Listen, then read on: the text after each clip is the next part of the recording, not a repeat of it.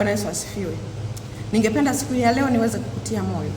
Kuna wakati ambapo mtu unapitia mambo ambayo ni magumu, ambayo huoni njia, huoni pa kutokea. Mambo mengine ni magumu sana, na mambo mengine ni ya kutisha, na mambo mengine ni ya kuaibisha, ambapo mtu umepitia kwenye mazingira ambayo ni ya kuaibisha, ambayo unasema hivi watu wananionaje? Hivi takweje? Hivi hapa kweli nitapenya? Au ndio na uhai wangu ndio naishia hapa? Au maisha yangu ndio yameishia hapa? Kama ni biashara, sema biashara yangu ndio imeishia hapa. Ngoja nikwambie kitu kimoja. Ukisoma katika kitabu cha Yohana sura ya 11 kuanzia mstari wa kwanza pale, inazungumzia habari ya Lazaro ambaye alikuwa ameumwa. Habari zikamwendea Yesu. Ndugu zake wakakutuma habari kwa Yesu kwamba rafiki yako anaumwa. Lakini jibu la kutoka kwa Yesu lilikuwa ni tofauti. Yesu akasema huu ugonjwa sio wa mauti. Huu ugonjwa ni kwa ajili ya utukufu wa Mungu. Lakini pamoja na jibu hilo, Lazaro aliendelea kuumwa, Lazaro alikufa. Na baada ya kufa akazikwa. Na alivyozikwa akaanza na kunuka. Imefika mahali mpaka Yesu anakwenda pale, anasema hebu mfungulie tumuone. Anasema ndugu zake wanasema ya kwamba huyu mtu ananuka, lakini kwa Yesu haikuwa kikomo. Bado alimfufua Lazaro. Nataka nikwambie, jaribu lako sio la kukuangamiza. Jaribu lako sio mwisho wa maisha yako.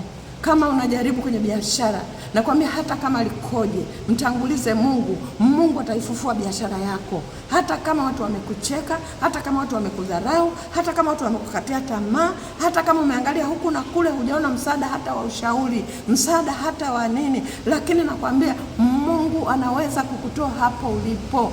Utakapovuka hilo la jaribu, huo utakuwa ni ushuhuda ambao utawainua watu wengi. Kuna kipindi niliwahi kupitia vipindi vigumu, nipitia vipindi vya kusingiziwa, nipitia vipindi vya kuonewa, lakini katika vile vipindi nilijifunza, katika magoti yangu nilijifunza jinsi ya kusamehe, nilijifunza nitembeeje katika utakatifu katika mazingira kama hayo. Kikazaliwa kitabu cha uponyaji wa moyo ulioumizwa, kitabu ambacho kimekuwa msaada kwa mamia. Kipo kwa lugha ya Kiingereza, kwa lugha ya Kiswahili, kwa lugha ya Kiportugal na Kifaransa.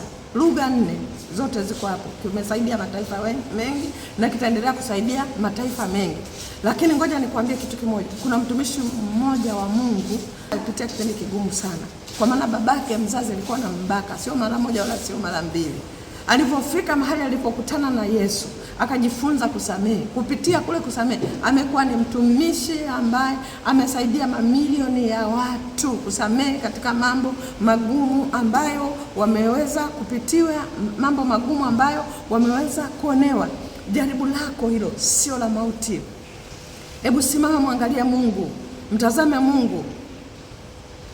Ile hali ya kuona dada zake Lazaro wakasema ya kwamba nanuka, ni sawa na pale mtu umepitia jaribu ambalo ni gumu, alafu nafika mahali mpaka ndugu zako wanasema huyu hapana, huyu amezidi, hatuwezi kumsaidia tena, huyu amezidi. Nakwambia hata kama ndugu zako wamesema umezidi, hawezi kukusaidia tena, Mungu atakusaidia.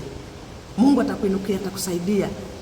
Hata yale mambo ambayo hata kama ulikuwa ni mfanya biashara, imefika mahali hamna kitu chochote. Hata kama ni mzazi ulikuwa unatafuta mtoto, imefika mahali siku zimekoma.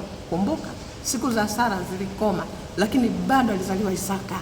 Nasema kwako atazaliwa Isaka. Nasema kwako atazaliwa Isaka. Kama biashara yako ilikufa, Mungu atainua tena. Kama kibali chako kiliondoka, Mungu atakurejeshea kibali.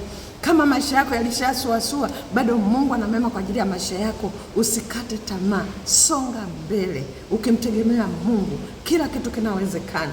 Kwa msaada wa Mungu utainuka tena. Kwa msaada wa Mungu utainuka tena. Yule Mungu ambaye aliweza kufanya nywele za Samson ziote tena, bado yuko hai. Yule aliyefanya Lazaro aliyekufa akanuka, akainuka, ndugu zake wakamkumbatia, waliokuwa nasema kwa ananuka. Na wewe, yale ambayo yamekufa katika maisha yako, Bwana atayafufua kwa utukufu wa Mungu. Mungu akubariki. Biashara zako zibarikiwe.